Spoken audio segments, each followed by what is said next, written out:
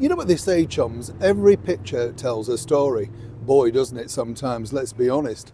But when you look at this particular picture, and this was of course the former royal known as the Duke of Sussex, exiting, having seen his father for the first time in many, many months, Clarence House. Well, it really does tell a story.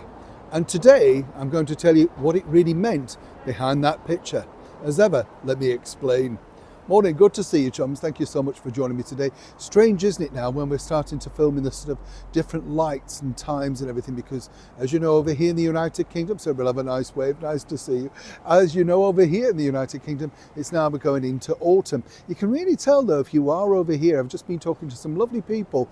Janice, yes, I think it's Janice, Ray, and Velma, and they've all come from, I think, Florida, and they were sort of saying they'd not come prepared. I always find this quite, I shouldn't laugh, I know, but they're not come prepared for the weather, because of course if you live in Florida, and I'm sure many of you do, you know how warm it is. It's incredible, isn't it? But of course even they were saying that their seasons are being, moved around or whatever, it's not as it is. But I wonder if it's when you get a bit older, you just feel it a bit more. Do you know what I mean? Like I'm now thinking I need the coat. Yes, and you know how warm I always am. You know what I'm saying? You just notice these things. There wasn't much of a warm front, though. You see another tenuous link there for, of course, the former royal known as Prince Harry, when he came back over here to the United Kingdom. And what was interesting about it was, as we now know, Us Weekly, US Weekly, whatever they call it, well, according to sources, Meghan Markle shot there to make sure that, of course, they got all the inside exclusive, the tear moments, the jerking, and all that sort of stuff. Everything, it's really strange, isn't it? Because what you do find when you do this job is there are one or two people, particularly in the communications department, that don't mind sharing sort of bits and pieces and stuff like that. Nothing untoward, nothing salacious. But in the fullness of time, you do find out exactly what the reason was and what they did and what they said, etc. Now, as you know, His Majesty the King is an incredibly busy man. And what I always find, sort of totally different to our lives, if you like, is that everything is mapped out. Now, I don't know about you, sometimes in that way, it could be a good thing, because when you think about it, there you have the opportunity to know that at this point in every year, you're going to be doing that, like say Trooping the Colour or something of that nature, you know what I'm saying?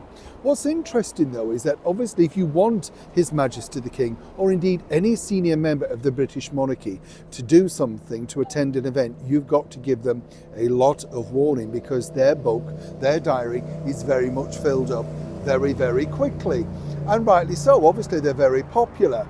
Now, many sources now tell me this was part and parcel of that said visit for, of course, the former royal known as the Duke of Sussex. You see, when he left and then he went off to the charitable event, if you remember, he didn't say too much to the waiting media, other than that, he's great, thanks, because obviously he hadn't had time to compute exactly what was truly going on.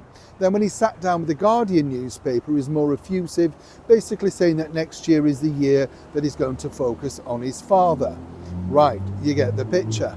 But you see, according to an excellent source, one of the points that Harry brought to the King's attention would be the possibility of him attending alongside, get this, the Queen.